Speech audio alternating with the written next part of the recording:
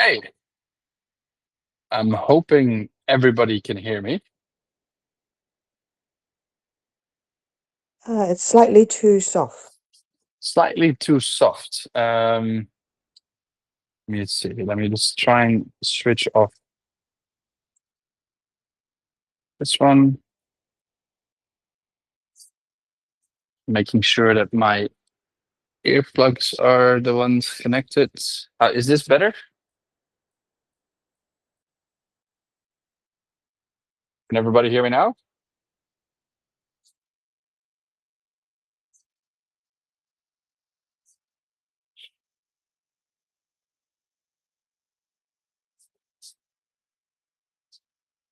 If anybody can hear me, just type it in chat. I'm trying to. Okay.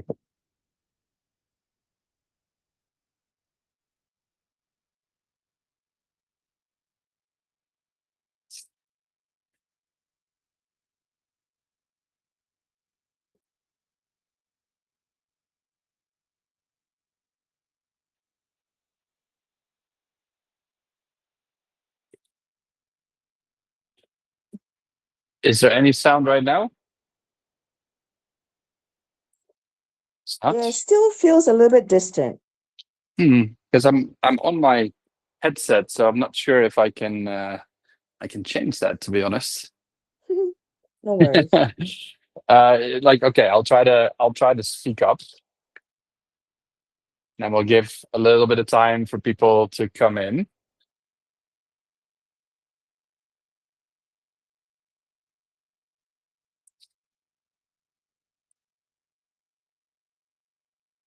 So I'll give it like another minute before we really get started.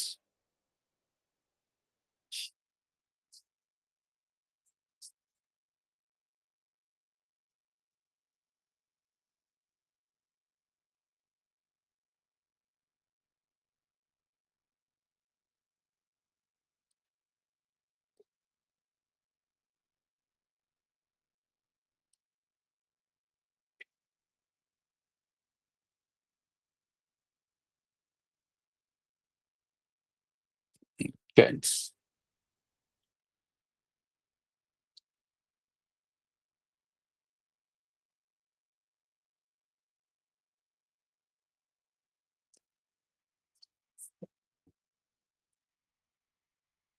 See if I can find a better mic for you guys. And if not, unfortunately, we're gonna have to do it with this.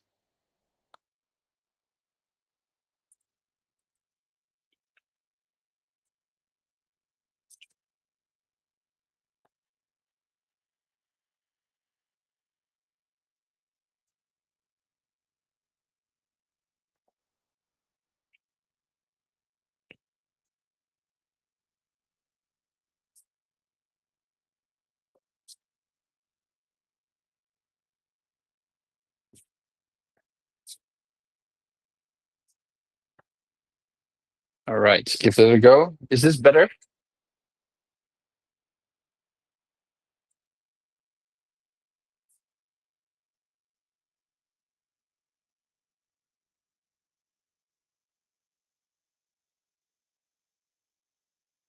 Is this better for everybody? Yes, it's very clear. Very clear. Awesome. Technology. So, okay. One more minute, then we'll get started. A little drink. Unfortunately, through all the busyness with the parent teachers meeting, I haven't had a chance to prepare my drawings as I normally do. But I do have I have prepared a few questions that you guys have given me, as well as the main topic, which of course is perfectionism. So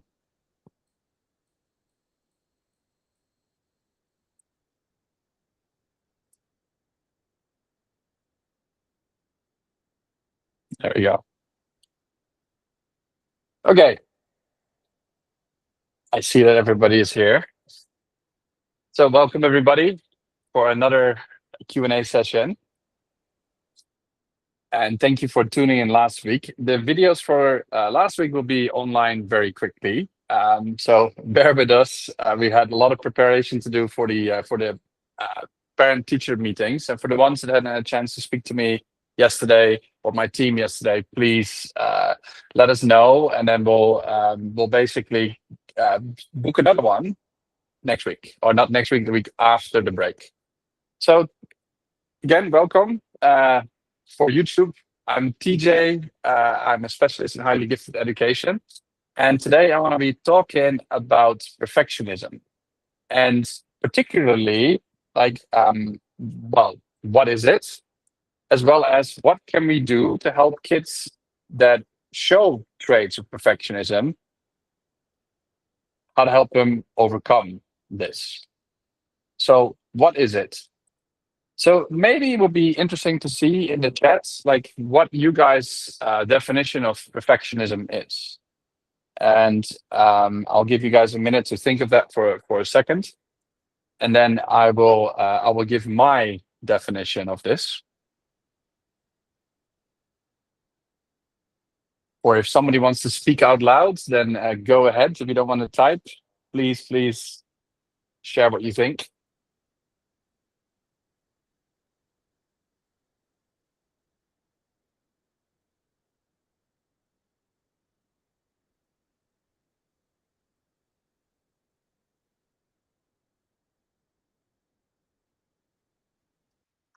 I'd say they can't accept flaws in their work.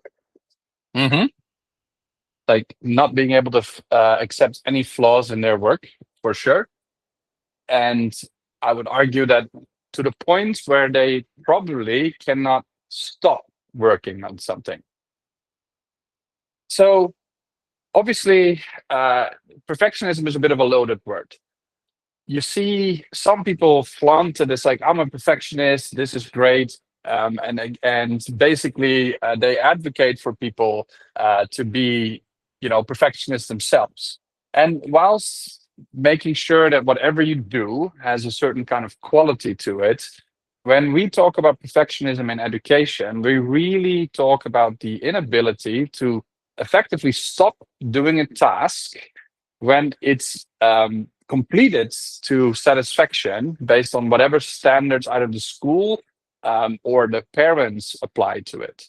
And in the case of gifted kids, actually perfectionism isn't always just a difficulty about like stopping a task. Sometimes it's a way to avoid a task as well.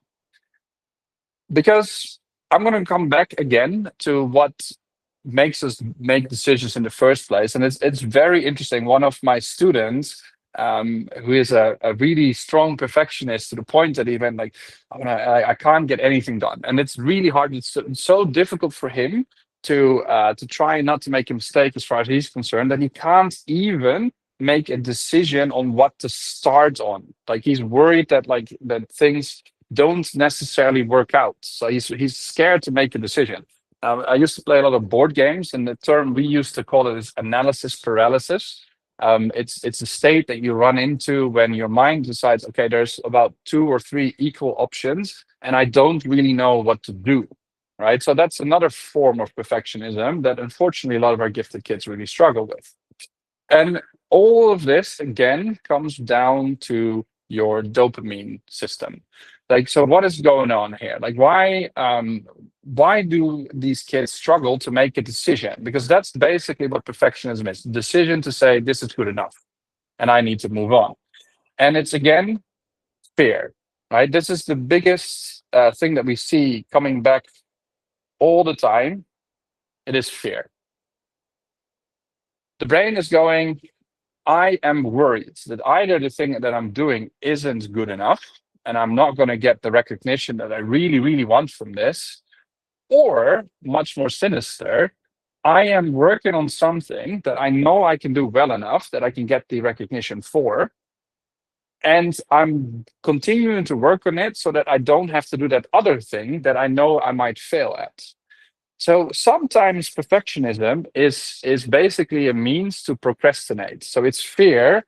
And what we know from last week is that fear leads to suffering. And in this case, procrastination. And procrastination is doing something when you're supposed to be doing something else. And then if you look at it from that perspective, it actually makes a lot of sense. Like what we're doing here, right? Um, so what do we want to achieve out of all of this? Like what do we want? So we want kids to basically be able to say, "Hey, I am happy with the work. I will let this go, and I'm going to do something else so that I can do some more productive." And we as parents, of course, when you see from the outside in, it's very easy to make that kind of value judgment. So okay, well, yeah, I mean, this seems good enough. Please continue.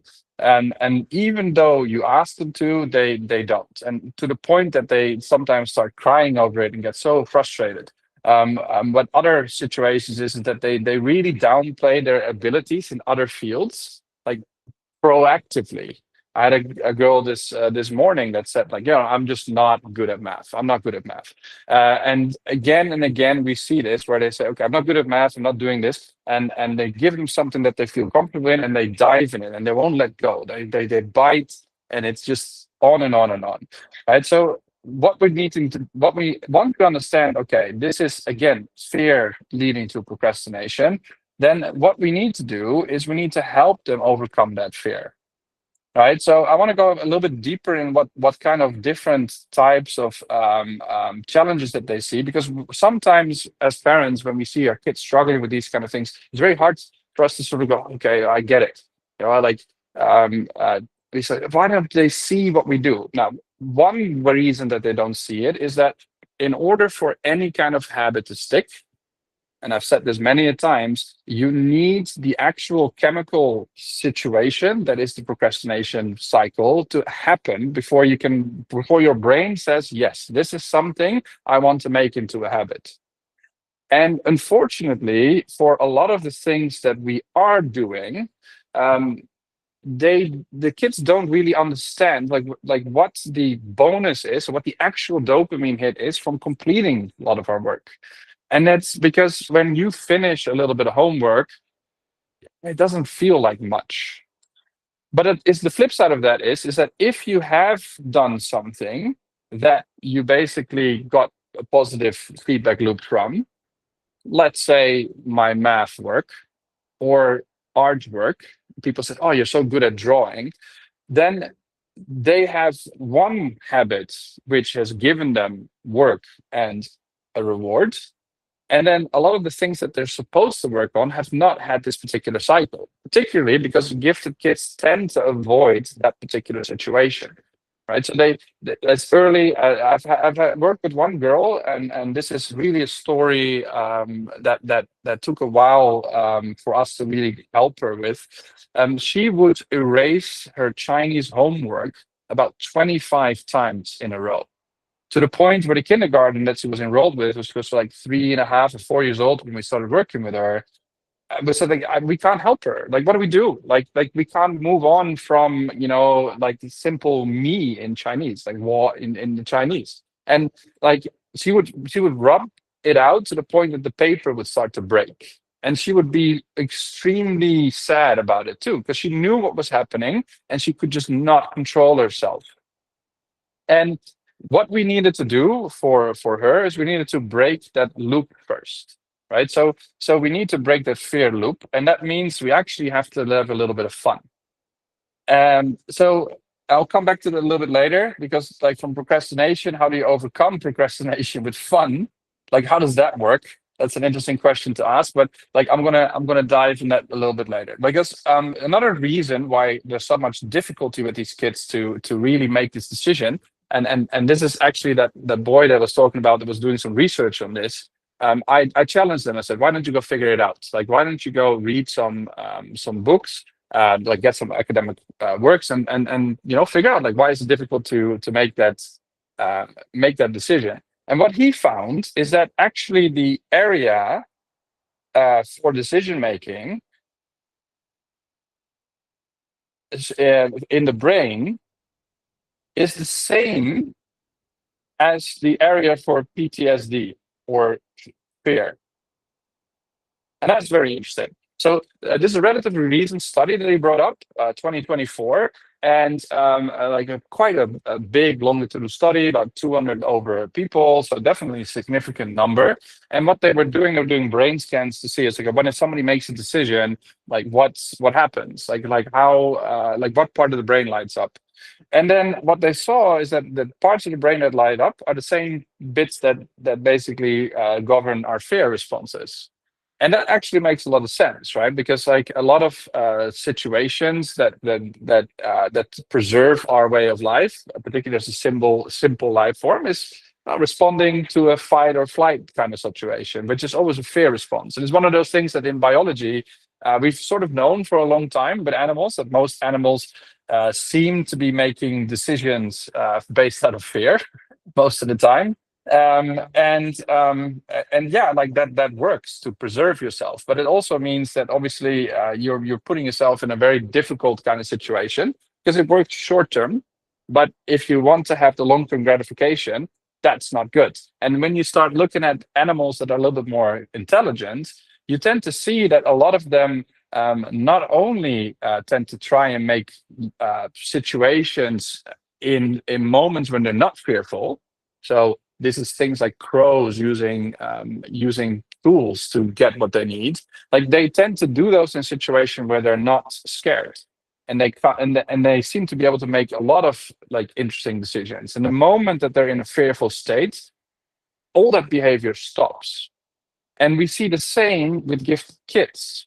And then you start realizing that if PTSD, based on Huberman's work, is actually also caused by boredom, right? So boredom is actually a really nasty form of PTSD because it is so subtle that it often doesn't get recognized by the kids or the parents or the teachers. And it just keeps on going and going and going and going. And it just builds up towards PTSD.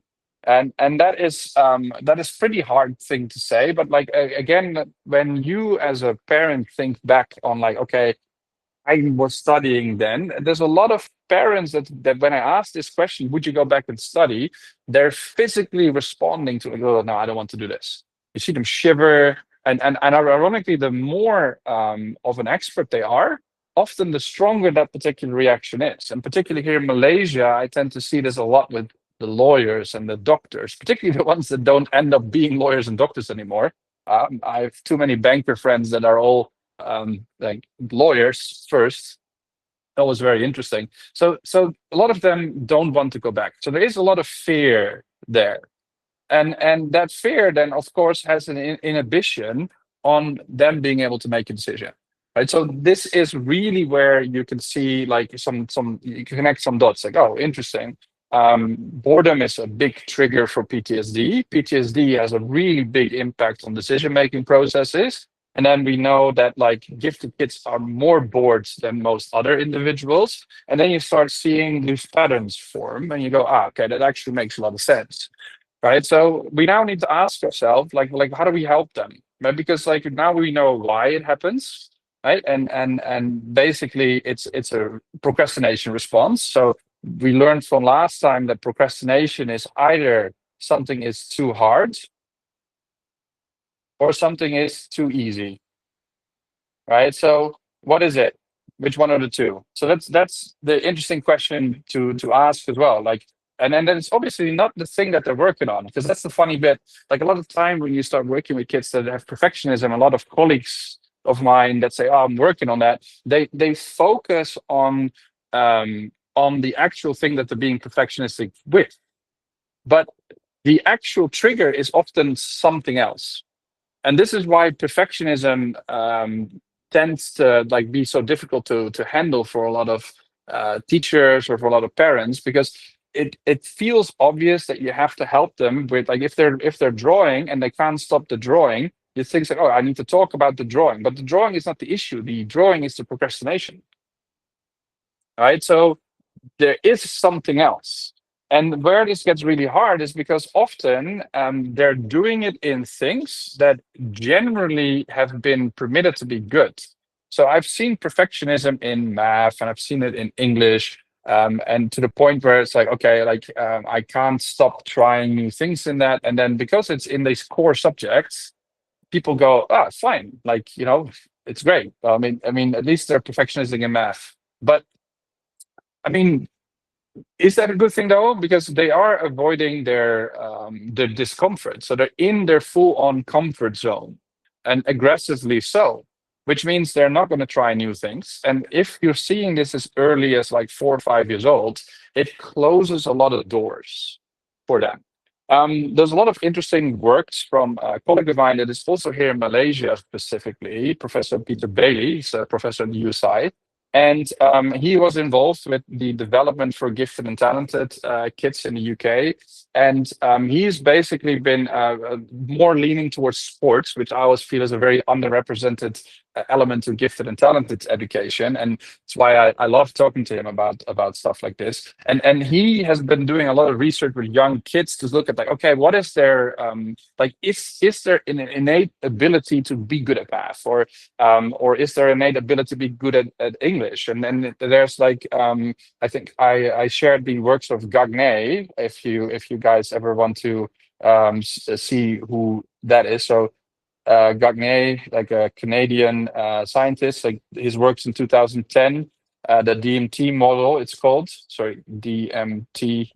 Uh, Basically, what he does is he basically says like, well, there's like quite a lot of different types of competencies, and he calls it RIASEC. It's a bit of an old term that a lot of like teachers will probably know, but we don't hear it that much anymore.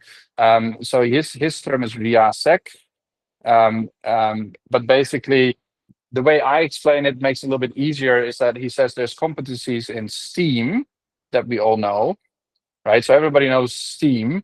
But we in Passend actually have another one which we add to that, and we call that SAGE. And SAGE is sports, and then we have academics, and then we have games and empathy. So sports, academics,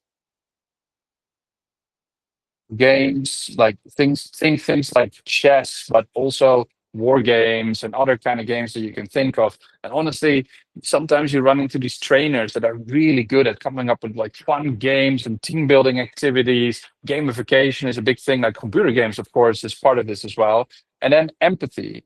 And empathy, in this case, the way I frame this is like we sometimes forget that you have gifted individuals that are like really good politicians that obviously have ability far beyond what you expect. And so there's all these things that we say, oh, kids are good at it. And it's very common when I talk to parents, like, oh yeah, my kid is just good at math, and they're not necessarily good at music, or vice versa.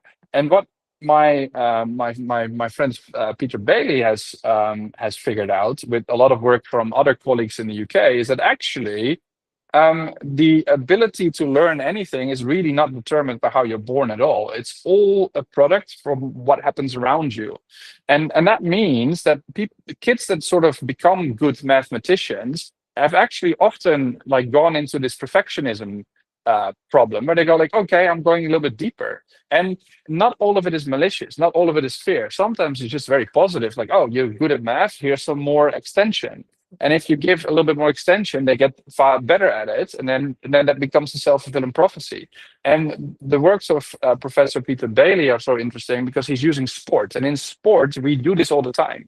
Like we're very bad at streaming kids in education. Like you get things like, oh, we're not allowed to skip this kid, or unfortunately he should do a better so he should do more work in math, and therefore but unfortunately we don't have the class available. In sports, if they're good enough, they tend to skip immediately because of the way that selection in sport works. Like, and that again becomes a self-fulfilling prophecy because these kids then have to play against more difficult players. That means their skills get better, and then they also get often more support, and then again it just grows and grows and grows. And the works of of what my colleagues in UCSI really show that like that a lot of this is just caused by the environment.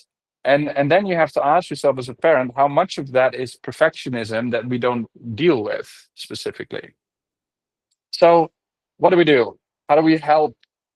How do we help her? Because we said like this girl that basically was so scared to make mistakes, that she was just focusing on things that she knew that she could do, and she kept at it, kept at it, kept at it, and saying it's not enough, kept at it. And the way she would write her Chinese characters was beautiful. There was nothing wrong with them. But technically, what is happening here is she's just writing it down. It looks good. Then she erases it. Then a teacher comes, but it looks so nice. You're writing so nice. Well done.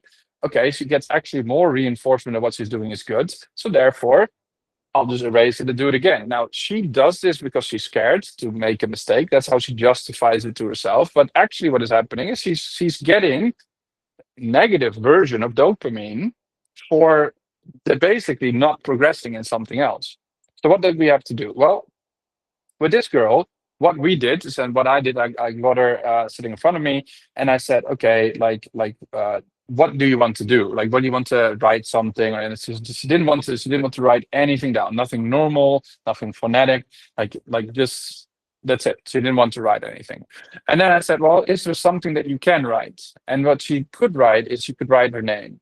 So she could write her name. And this is one actually. This is really fun, because if I would ask you right now to get a pen and paper, and I would ask you to write your own name wrong, you will have weird feelings about that. Like obviously, your name is one of the first things you get to write confidently, and you do it a lot. So this is your name. It has a feeling for you. Like you don't have to think. Like there's a lot of positive bits to that, of course, most of the time. But your name is your name, and if you're asked to write it wrong, it feels off. So what we did, we said, okay, well, it's fear. Like we're dealing with fear, so we need to help her.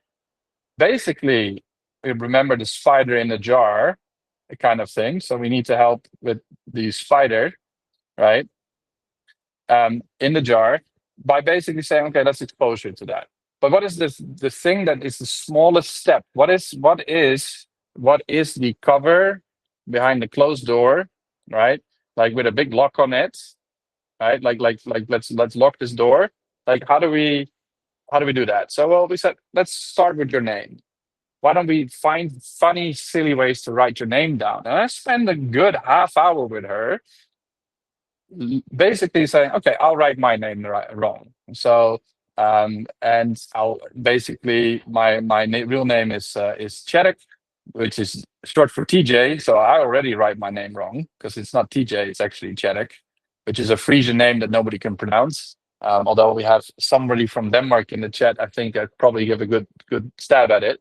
But then I would go like, okay, well, what is Chork? And then obviously the standards take the T away kind of thing. That's definitely one that we could do. But like we could say TJORK or TJARK, and I'll write it like really weird, and then we laugh about it. And this girl was called Aubrey, and like I would like say, okay, well, I'll write your name as Aubrey B, like something like that, and we would laugh about it. We have fun, and that would take for 30 minutes. And I told her at one point, so, okay, this is kind of our little secret. Like this is now how you and me agree that if you feel like you're scared of something, I want you to remember that like making mistakes can be fun as well. Right. So making mistakes or not being good at something else is okay. Like because even writing your name wrong can be a fun experience. And we did this a few times, and we had like a bit of an agreement. And then the other thing that we do, like once we establish, okay, making mistakes is okay, and other people make that too.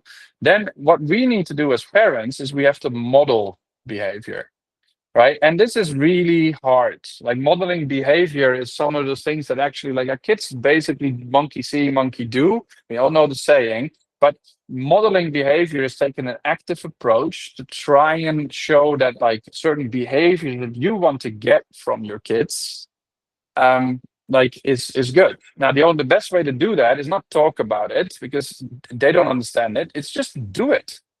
So make mistakes. And what I would do in class, and I actually tell my teachers this as well, is like if you have a kid in class that has like some fear of failure. So perfectionism, again, a fear of failure, something else, generally speaking. We say, okay, make mistakes on purpose, write stuff down on the board on purpose. And then what you do is like, okay, I made a mistake. You know what? Silly me. That's funny. I wrote this wrong. And then you write it again. So you make a little bit of theory about theater about it, particularly when they're young. Like if they're young, it's all theater. But if they're older, share your failures. Like I'm sure, who has made? Can I see some hands in the chat? Who has made an actual mistake at work? Probably today. Who has made a mistake? Can I see some hands? Like in the last week? See if everybody is still there. I see a few hands going up. There we go. Let me see. I have a few more than we've had them all. So yeah, like honestly, we've made mistakes. But now the question is, like, we're not really okay with sharing them, are we? Right. So what do we do then? Like if that's the case, well, you can talk about it at dinner. That helps. Like one of the big tenets of Holland is that like everybody has dinner together at night. And I'm not sure if many of you guys have that luxury. But if you can, it's a great way to make sure that like you have a little bit of a conversation and you're doing something, like with your hands. So they give the kids, of course, like they need something to do with their hands to be able to pay attention. You've cornered and you lure them in with some nice food. So it's a great time to actually have a conversation about stuff. But we tend to go, how was your day? How did you do? How was school? And if they say, even if they say, oh, this was horrible, then we say, oh, like how can we fix your mistake? Very common. And I had a conversation with another parent this morning, and it was a mom, and she's like, how can I help my daughter that gets like really upset? I said, well, you sit next to her and you let her be upset, and then you actually ask her, do you want help or do you want to just vent? Jokes. I said like you probably want your husband to do with you sometimes, and she laughs. So yeah, actually, that's kind of exactly what is missing, right? Like that's exactly it. Like we often like give way too much advice to our kids that they don't want to. Like there's a big difference if you ask, do you want advice or do you just want to vent? "Oh, I just want to vent. Okay, right. So fine. And actually, that modeling of that kind of those mistakes is we actually do it a lot. Funny enough, with our friends. And when you think of it, like when you go out like and have a tea or a drink at a bar with an old friend, particularly one from high school, like what are the stories that you bring up? Right. And I always tell my older kids, particularly, because with the young kids, like you model it, they start seeing it, they get better. But with the older kids, like it's like, oops, I made a mistake. The teens are gonna go, I can see through you. Like I don't believe it. Right. So like just think back. Like I know there's a lot of you that have studied in the UK. Like the UK has a big bar culture specifically, and it's very common for them when you go to the pub then to meet up with friends and then talk about all the nonsense you've went through when you were either in college or if you see old friends, and you always tell the stories of things that went really, really wrong. Like I don't think any of you was like, oh, do you remember when I sat for the test and had an A star? Like who has that kind of conversation? But if you fell down the stairs and I don't know, with a Milo in your hand and that spilled all over you, then that's the story you talk about. So I tell my teams, it's like, look, a mistake is only time away, um, is time away from being your war story or from being a joke, right? And that is like joke you can laugh with, because that's the thing, like all the mistakes that we made, and particularly because the ones that we survived and didn't have lasting damage from, and to be honest, sometimes even those we laugh them off. I have a friend in a wheelchair that can be quite forgiving and funny about like how he got in there because it was his mistake, and like it's one way for him to cope with it too, right? But in a sense, it's funny how time can heal all wounds, and in this particular situation, it actually makes it something more than that. You start talking about it, and it becomes something that actually defines you. You're much more defined by the mistakes among your friends than your successes. I think the real close friends of us don't really care about like how successful you are.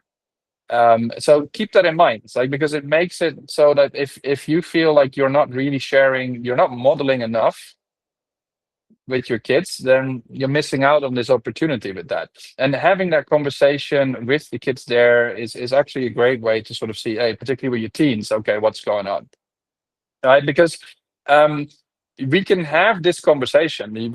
I tell the kids quite clearly, like, hey, this is what perfectionism is.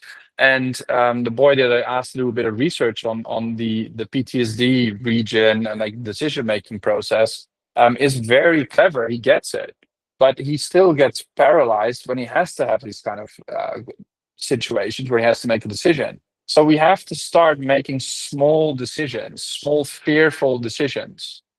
And so what can you do for the older teens if they're really stuck? Like particularly if through perfectionism they can't make a choice to do something else. Well, first of all, again, don't focus on the thing that the perfectionists get.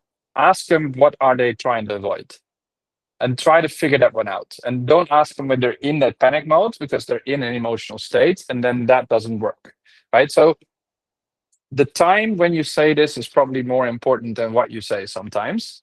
And basically, when they are in their logical mindset, that's when you approach them. And then you say, okay, do you want to have a talk about this? And as the kids are going through our programs, we will talk about this with them, so that, and we'll do certain kind of neurolinguistic programming with this. So a lot of you that went to the fair last year, they were talking a lot about the dark playground, and I touched on the dark playground in my last session. Basically what we did is we built like a game out of it with like tiles and like monsters out of clay, and it looked really pretty, but all of it is designed for them to sort of have a visual aid on how to like understand that, oh, this is the dark playground, this is how that works. And we do the same with perfectionism traits. So we will get to situations where we have like, okay, what is perfectionism? Well, it's fear of something else. So, like, what is something that you don't know yet? Like, so some of you have seen in our center has seen the yet mind maps that we've done, and it's a way to reframe like making mistakes in the future, right? And that is like you basically write down any kind of thing that they don't know how to do. So things that they make mistakes with. So either mistakes or like things that I can't. Like I can't drive. Right. So you ask them to drive, to write these down. Like I can't drive. I can't do math.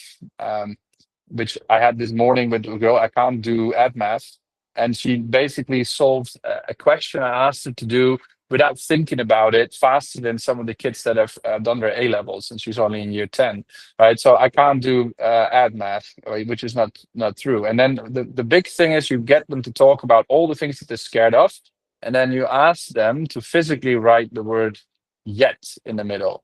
So I can't do math yet. I can't drive yet.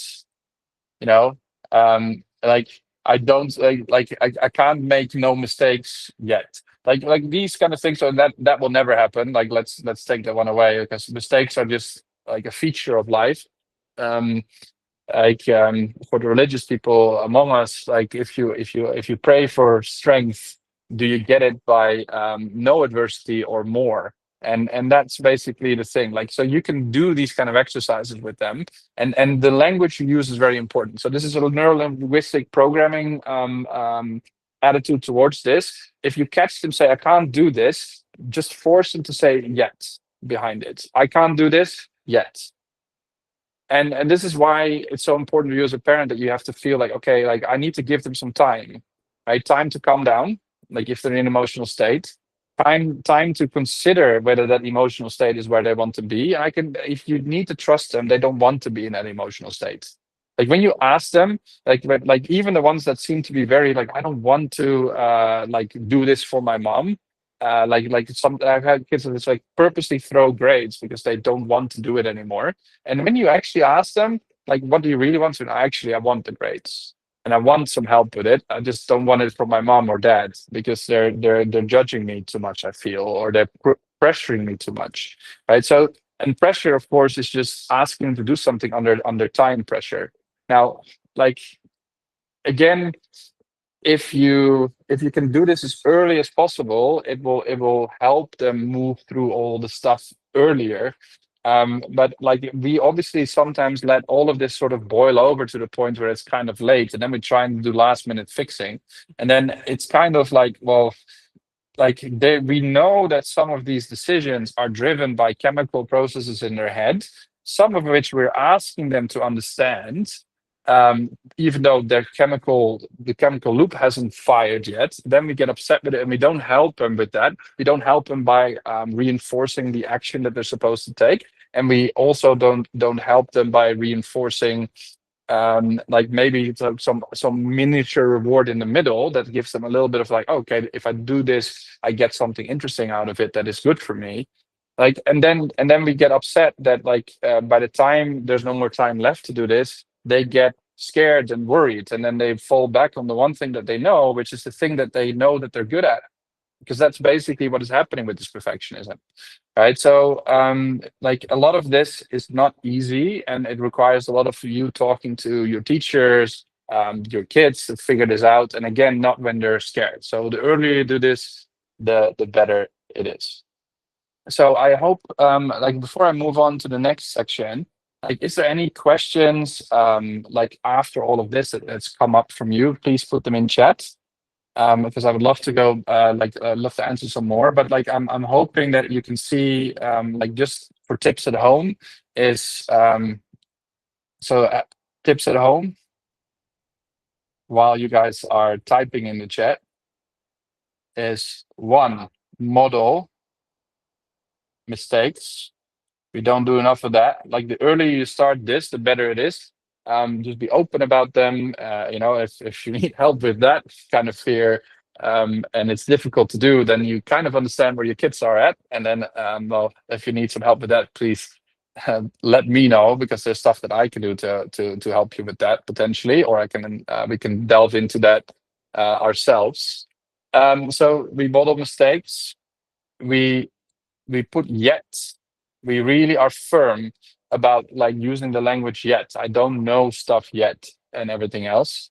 And if need be, you can actually do some like make mistake exercise at home, right? So writing your name wrong, so a very good example of that is like if you play chess, like if you like to play chess with your kids, there's a version of chess which is sort of called reverse chess, where you win by losing.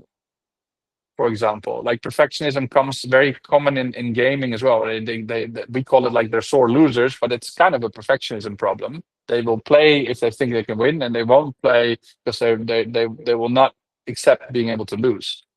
So you can play something like reverse chess, and there's rules for that online, so you can just look at that. It will be great. So these are things that you can do at home that will definitely help out. Okay, with that said, like there was another question that I wanted to dive into. Let me see if I can quickly find that particular question. So the question that was asked is, so what does understimulation look like, right? So in school, particularly, when the school doesn't do anything. So let me okay, and then the other question is like, so what if the school doesn't provide any appropriate extensions or any kind of gifted track? Like, what can we like? How do we recognize this understimulation? And can you point to some credible resources or research that we can also share with the school in our upcoming conversations? And if you're trying to make a case for acceleration or enrichment in English language. So obviously, that particular question, we need to pick a lane. I'll come to the first bit. Like, if you want help accelerating your child versus getting extension, they're quite different approaches. And like, it will be better to go and like if the child is capable to be accelerated across the board, then let's try and get that. And then if they say no, this is not going to happen, you can use that as leverage to get a concession. Whereas if you start the other way around, you might not get you won't get even close to the acceleration part. I can share some resources for that. What I'll do is I'll reach out to you a little bit more personally. Like whenever you have somebody that needs help accelerating, please book a little bit of time with me, because I would have to go into a lot of detail specifically. Because if you don't give the right kind of articles, to the right kind of arguments the school makes, they're just gonna take any missed opportunities as a reason to say no. So you have to be a bit careful with this. Just for the parents that are interested in it, my professor from Nijmegen, the Radboud University, Professor Lianne Hogeveen, has like she told me the other day, it's like every 10 years I have to do the same study because I have to just drill it down. Because the main argument you tend to get from not being accelerated is, oh, they're socially not going to be able to do this. And there is no scientific evidence that the social the minor chance on social discomfort from acceleration is not vastly outweighed by the well-being gains and happiness gains from accelerating a child that is capable of doing it. And she's been doing the same longitudinal study for like 30 years in a row, and she's been backing, like she's done literature reviews on this to no end. So if the only argument is, oh, we're worried that they socially can't cope, please let me know, because that's the easy one. But if the school says like, oh, you look, we're worried about other situations, like we might not have the curriculum materials ready or something. So if they're coming from an operational side of things, it's a very different kind of argument. So you need to figure out, are they making a value judgment on the kid's ability to be social? And they're basing it on the fact that the kid is bored and they're not being social, they're not listening. They say, yeah, he's not social, he's not ready. So when he's not ready, he's bored, therefore he's not listening to you. Right? So it's like a chicken and egg situation again. So that's the bit there. So I'll share some details with you, with the person that asked this question, with you, but I need a little bit of information from you. And then the other thing is like, how do you know that they're understimulated? And this is where you as a parent have to be really good at observing your children. Because some of them, and this is a really interesting model from Passend Neihart. I have been Passend Neihart, and I'll share the actual link to their works shortly in chat before we end this. Basically, Passend Neihart have a model where you have six profiles. And like for the ones that have gotten the report cards from us in the schools, you've seen this model. We actually use this particular model to show you roughly where the kids are. What is really nice about this particular model that we use from Passend Neihart, that's the revised profiles of the gifted and the talented. That's what it's called, revised profiles. Is that it actually, within a school setting specifically, it really gives a really nice overview of what types of kids there are and what kind of support they need in school and what kind of support they would need at home. So it's a really good work. Interestingly, the Dutch community, particularly the gifted and talented scholars, have been taking their works and have been taking it a lot further. So unfortunately, a lot of that stuff is still in Dutch, and like obviously I use a lot of it in my practice. So you're benefiting from all that work from all these hundreds of scholars and educators in the Netherlands that have been using this particular model. But like if you find the one that you see online, it does make a lot of sense. Just know that there's even more behind it that I'm more than happy to share with you. Maybe we'll get to the point where we can translate some of that stuff in the near future. But yeah, what do you need to look for? Like, because how do we know? Well, you need to listen to your children first. Like if they're telling you, like I'm purposely like throwing some of my grades so that I don't, get extra work or anything else, that's an alarm bell. You hear that, you should really, really try to go, okay, that is something that I need to follow up on. right? So in this particular Betts and Neihart profile, we have one particular profile that is very dangerous because they, particularly here in Asia, it's very common. So the model itself measures performance. And that could take lots of different forms. Like normally, this obviously is like grades and stuff, but like performance is like really like relevant to like. So when you ask people to come up with these profiles, performance in one subject could be different than in the other, right? So you can look at this as a per subject basis or as an overall kind of thing. And then on the bottom, you have um, social adjustability. So like, you could also argue this is sort of like agreeableness.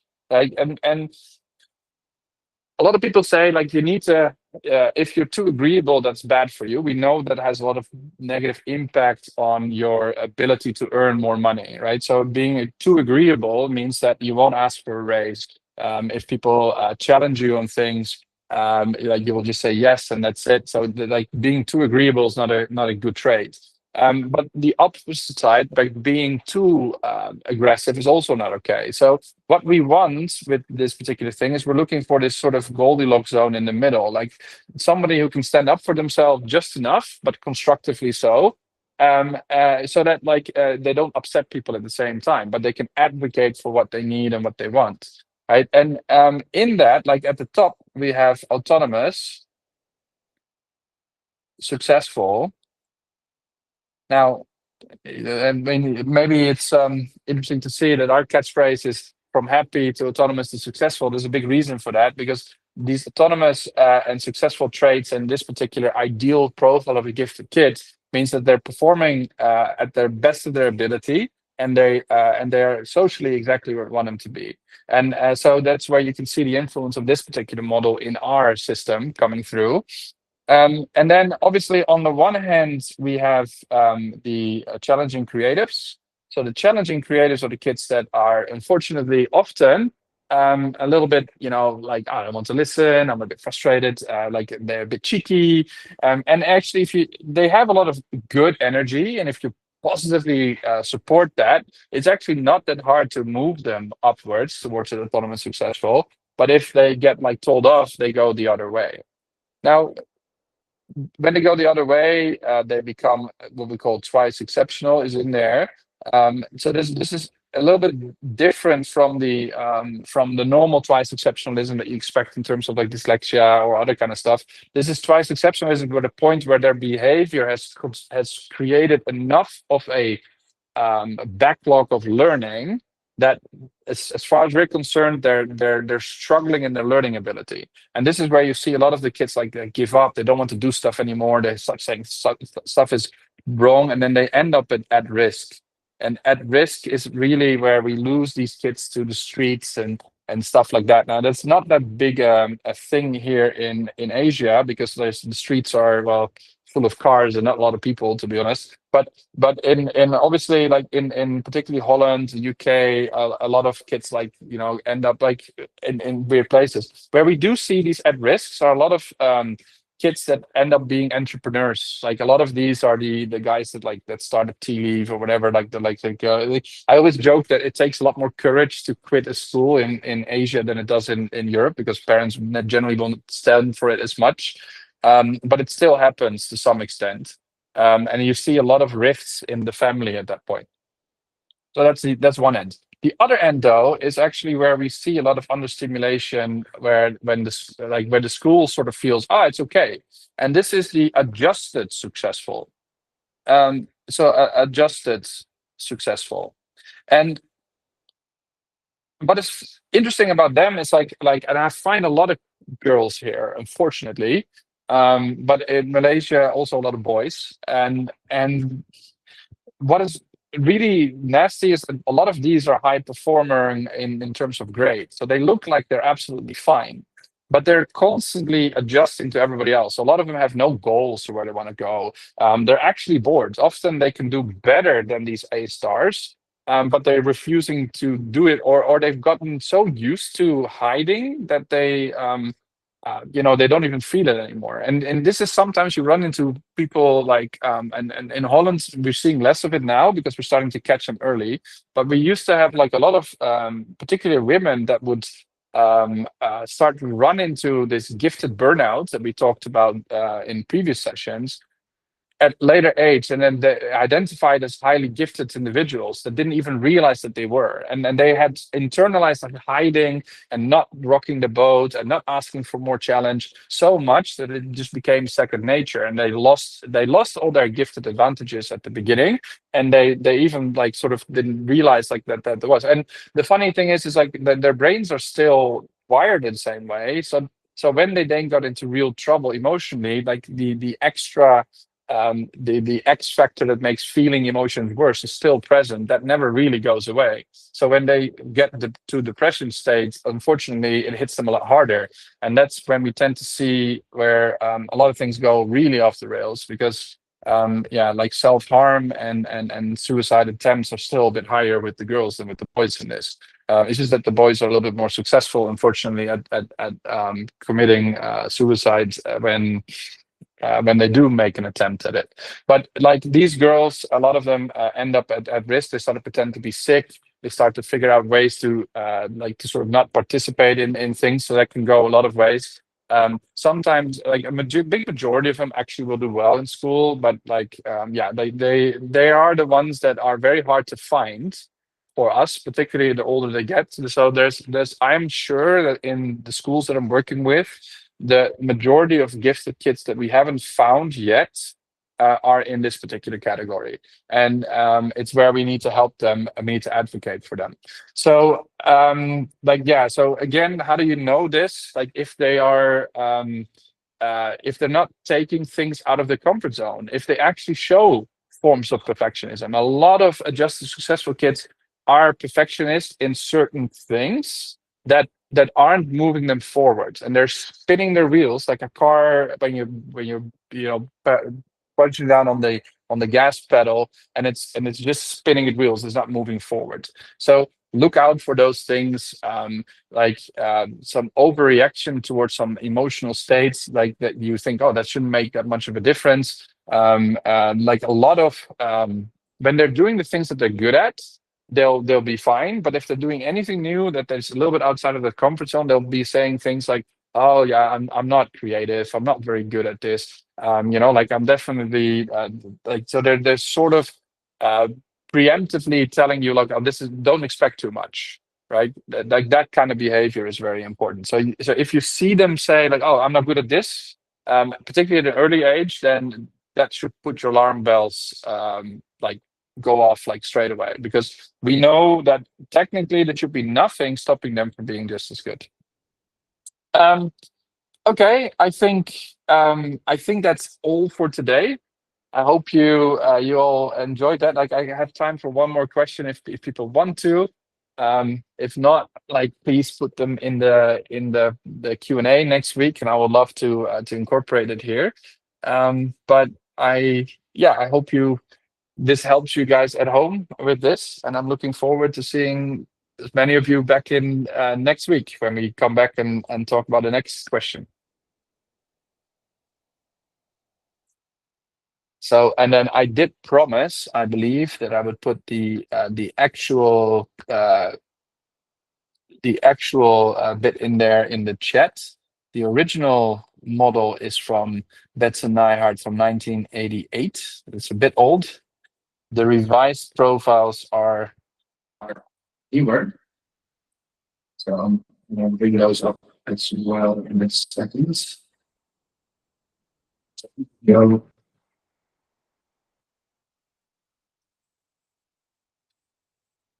There we go. I believe I got like a little question in the chat just now. If not, that's it. Sorry, my internet is super slow. If not, what I'll do is I'll share this in the actual chats a little later. But if you look for revised profiles of Passend Neihart, then you should be able to find those as well. Let's see. Yeah, you'll find it in English sadly only as like the PDF, which and a presentation from them. But I'll share that with you guys anyways. There we go. Here we go. The actual scientific work of it in Holland is quite well, but I'm sure not many of you unfortunately read Dutch. So. Hey, thank all of you. I wish you a great night, and then I'll see you guys next week. Thank you. All right, bye bye. Thank you. Thank you so much. Thank you.